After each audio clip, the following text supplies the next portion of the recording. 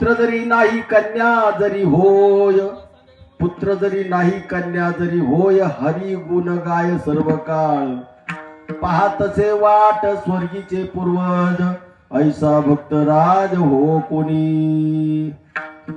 नाम हा म्हणे पितर आशीर्वाद देती, कल्याण इच्छिती सर्व काळ.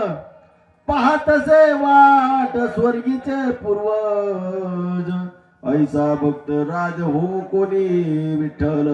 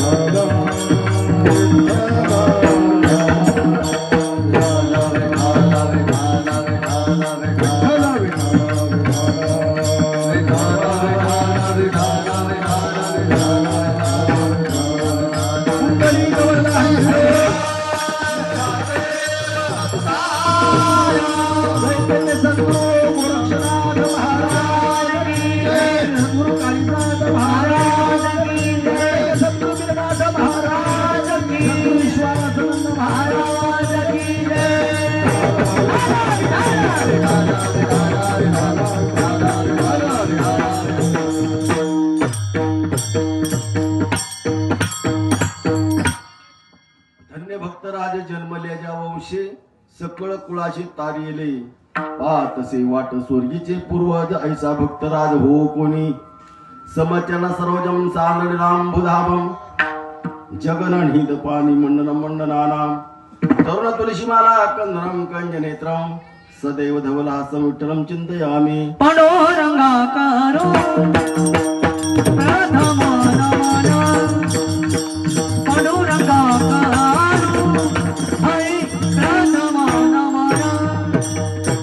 पांडुरंगाकारो प्रथम नमन,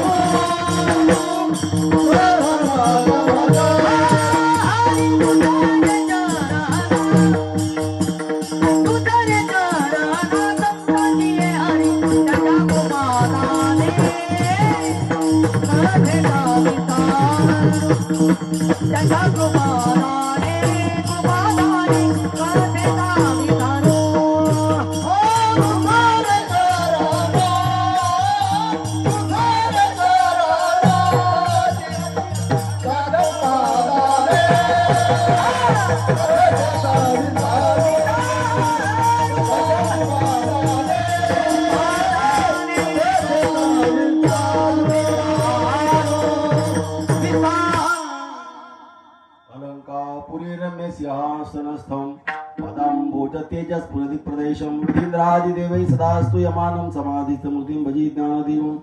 शरण शरणाची एकनाथा पायी माथा ठेविला नका पाहू, गुण दोष झालो दास पायांचा. तुकाराम तुकाराम नाम गीता कापेयम, धन्य तुकोबा समर्थतीने केला पुरुषार्थ. लोकाभिरामं रणरंगधीरं, राजीव नेत्रं रघुवंशनाथं. कारुण्य रूपं करुणाकरंतं, श्रीरामचंद्रं शरणं प्रपद्ये. आत्वरित बलधामं हेमशैलावत्यं, धनुजीवन कृशानुज्ञानामग्रगण्यं. सकल गुण निधान वानरानामधीशं, रघुपति प्रियभक्तं वातजातं नमामि. ओम वंदे देव उमापतिं सुरगुरुं, वंदे जगत्कारणं, वंदे पन्नगभूषणं मृगधरं, वंदे पशूनां पतिं, वंदे सूर्य शशांक वह्निनयनं, वंदे मुकुंद प्रियं, वंदे भक्तजनाश्रयं च वरदं, वंदे शिवं शंकरं. निदानंदी रूपी दरिगे समाधी, जनांची निवारी पर्याधी व्याधी. शिव ब्रह्मा विष्णू स्वरूपात्मकाला, नमस्कार हा स्वामी विश्वास गुरुला. गोरक्ष जालंधर चरपटाश नागेश काणीप मच्छिंद्र राध्या, गहिनी रेवा नकभर त्रिसंज्ञा. भौम्यांब बोल नवनाथ सिद्धादयांची केली स्मरण, होई सकल विद्यांचे अधिकरण. तेचे बंधू श्रीचरण श्री गुरूंचे ते नमस्कार होणे. आता धन्य भक्तराज जन्मले ज्या वंशी, सकळ कुळाशी तारियेले. प्रस्तुत श्री प्राप्त प्रसंगी भगवान पंडित म्हणून परमात्मा किंबहुना त्यांचे भक्त असणारे मौली ज्ञानोबाराय तुकोबाराय एकनाथ महाराज यांच्या सेवेसाठी आणि तुम्ही सर्व जमलेले श्रोत्रवृंद यांच्या सेवेसाठी. आणि विशेष महत्व म्हणजे ज्यांचा असणारा प्रथम पुण्यस्मरण सोहळा ते असणारे कैलासवासी हरिभक्तीपरायण विठ्ठल दादा दगडूजी पाटील नरवडे यांचं प्रथम पुण्यस्मरण आहे. आणि खास त्या निमित्ताने ही कीर्तन सेवा आयोजित केली आहे नरवडे पाटील परिवाराने, त्यांचे चिरंजीव, त्यांच्या कन्या, सर्व परिवाराने, अर्थात सविंदने या गावकऱ्यांनी. आणि त्या सेवेसाठी निवडलेला जो अभंग आहे तो भगवान परमात्म्याचे पांडुरंगाचे सगुण भक्तीचे उपासक, लाडके, लढीवाळ, जीवश्च अगदी जवळचे असणारे भक्त नामदेवराय यांचा 4 चरणाचा आणि आपल्यावर प्रत्येकाचा असणारा ऋण आहे. प्रत्येक जीवावर 5 ऋण सांगितलेत, 5 ऋण. त्यामध्ये पितरांचं ऋण सांगितलेलं आहे. पितरांचं, त्या पितरांच्या ऋणातून मुक्त होण्याकरता, नवे नवे पितरांना सद्गती मिळण्याकरता याच्यापेक्षा पुढे जाऊन बोलेल त्यांचं बंड पडून, पण आपल्याला समाधान प्राप्त होण्याकरता हे असणार जे ऋण आहे हे करावंच लागतं.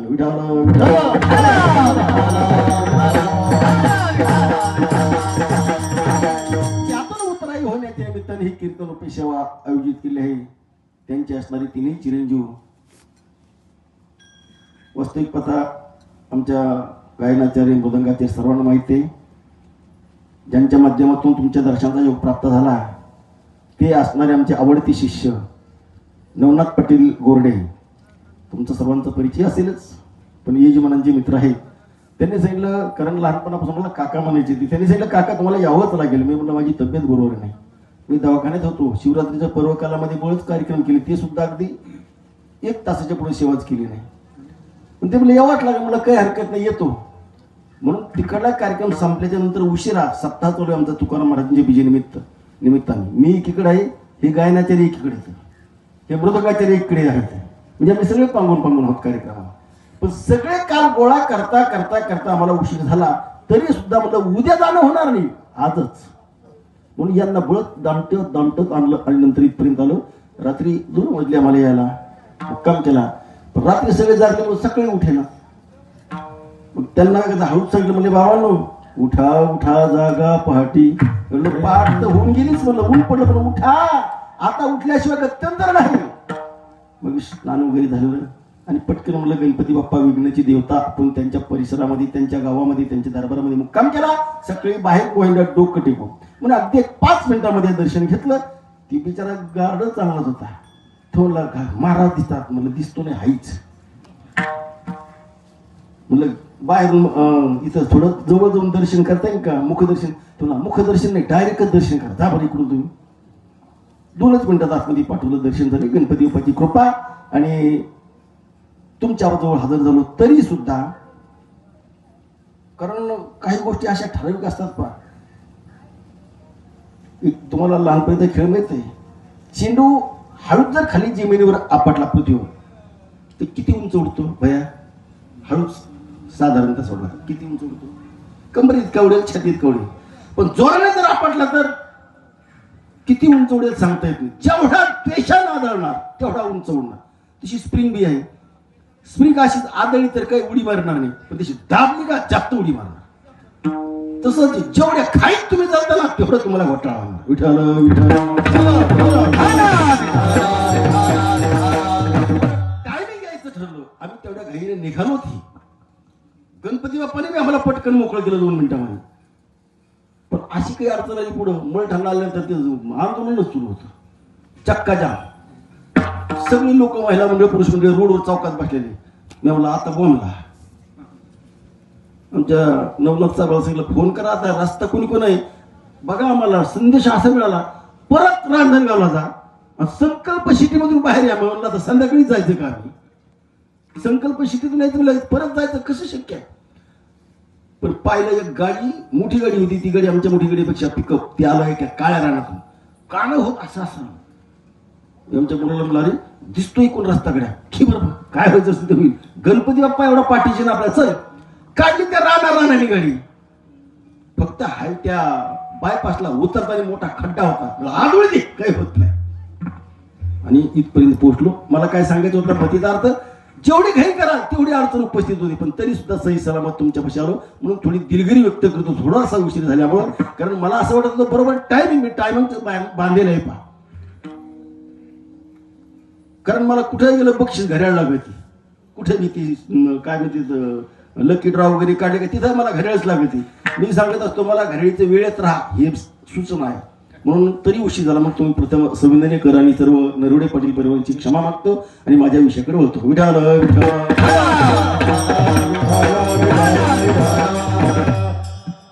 महाराज अभंगातून सांगतात पहा, सरळ सरळ अभंगाचा भावार्थ कसा आहे. पहिल्या चरणामध्ये महाराजांनी सांगितलं धन्य भक्तराज जन्मले ज्या वंशी. जरा गोंधळ होण्याची शक्यता आहे पहा, कारण अभंग नामदेव राहायचा आहे आणि अशाच आशयाचा अभंग जगद्गुरु तुकोबा यांचा सुद्धा आहे. थोडा फरक आहे, थोडा फरक आहे, त्याच्यामुळे गोंधळ होतो माणसाचा. इथं धन्य भक्तराज जन्मले ज्या